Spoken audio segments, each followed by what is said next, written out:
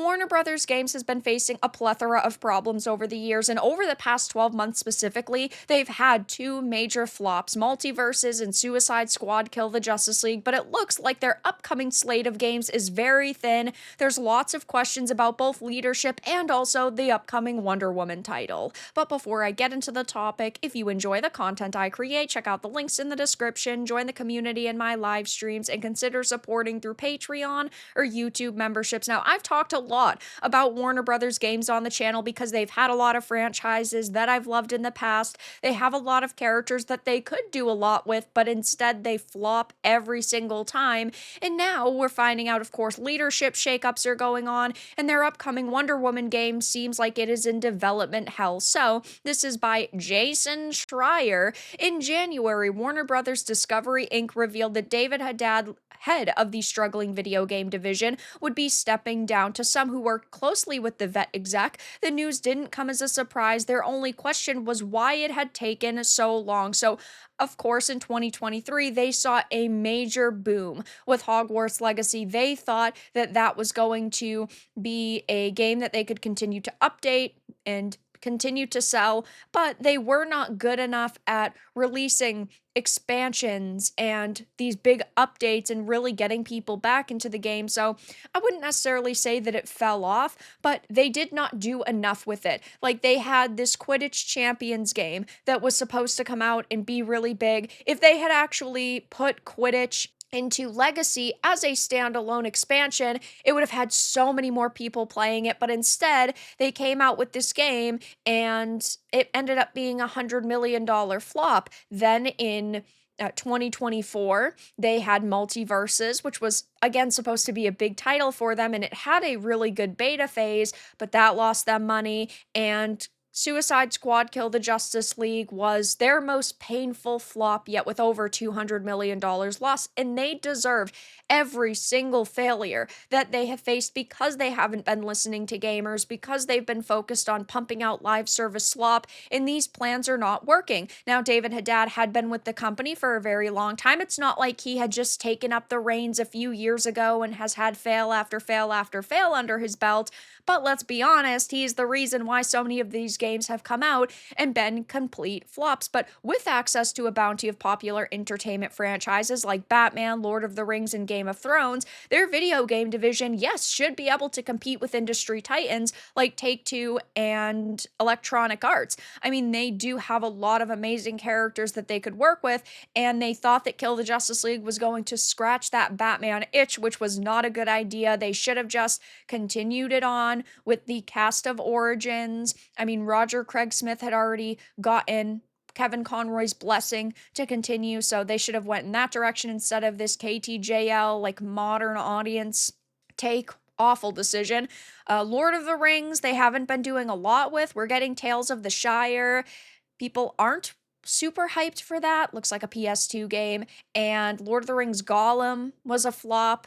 They completely abandoned the Shadow games where they could have had these other sprawling titles with the Nemesis system and these great characters. I've always asked for a game where you are playing as Aragorn, but it's maybe more of like an MMO style experience where you could have like a sprawling expansive world, or maybe something akin to like The Witcher, right? Where you can go on these smaller quests, you can feed people the lore, you can have these iconic characters in it, but you have something in depth like a Nemesis system.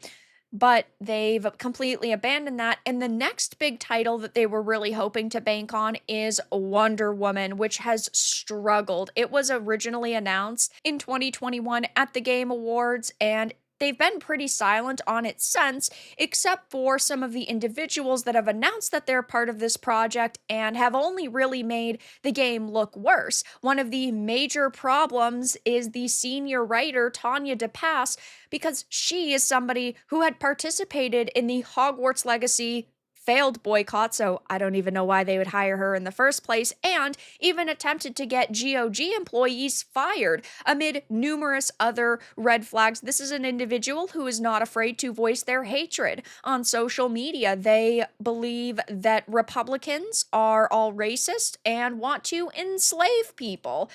It is absolute nonsense. And the worst part is that this isn't particularly shocking. Now, will she end up injecting her personal political opinions into this game? We do not know, but I don't even think that this game is going to come out at this point because, as we are now hearing, they have rewritten this multiple times. They have dumped $100 million into this game and it is nowhere near being complete. As it says, one of the company's biggest bets in development, a video game based on Wonder Woman, has struggled, according to people familiar with it. Early last year, it was rebooted and switched directors. The game has already cost more than $100 million, said the people who asked not to be identified, discussing non-public information, and it is still years away from release if it ever makes it to the market. And when you have activists working on a title, when you have people who are apparently behind the scenes so disgruntled that they're coming out and speaking to journos like Jason Schreier. Okay, none of these things look good. Plus, you have to add that there are layoffs going on at this company, that they are shutting down live service games that have failed, they're canceling projects, and we also are seeing major leadership shift-ups. These are all pointing to a major disaster on their hands. Now, obviously, a Wonder Woman game could be very cool. I could be very excited for that. But hearing someone like Tanya DePass is working on it really makes me wonder if it's going to come out good.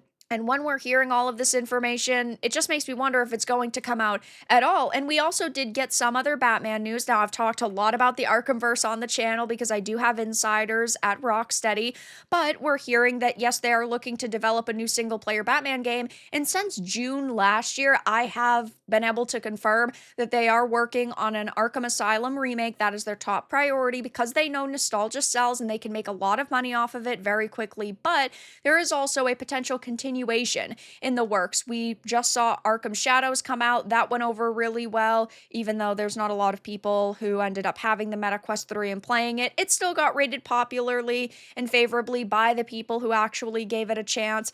But the voice cast of Arkham Origins returned for that. It did go over pretty well, and they could do a continuation because we found out that, yes, Batman within Kill the Justice League was a clone. They were supposed to do another season with him as a playable character, and that was going to lead into another game, but they scrapped that because the game made absolutely no money for them at all whatsoever. But right now, things are looking pretty grim for Warner Brothers games, and of course, I have been talking about them a lot, and I will continue to keep talking about them a lot, but as it stands right now, they are potentially rebooting the Arkhamverse. They're doing remakes and potential continuations, but we're also hearing that this Wonder Woman game that has activists as senior writers is in development hell. They're wasting hundreds of millions of dollars on it just for it to go absolutely nowhere. Again, years away from release, if it ever even makes it to the market. They're losing leadership, and it just seems like they are completely screwed at this point in time. But that's all that I really had to discuss in this video. Let everyone know your thoughts in the comments below. If you enjoyed this, give it a like, and if you didn't, give it a dislike. I appreciate your support either way, but I'll talk to you all again in the next video really soon.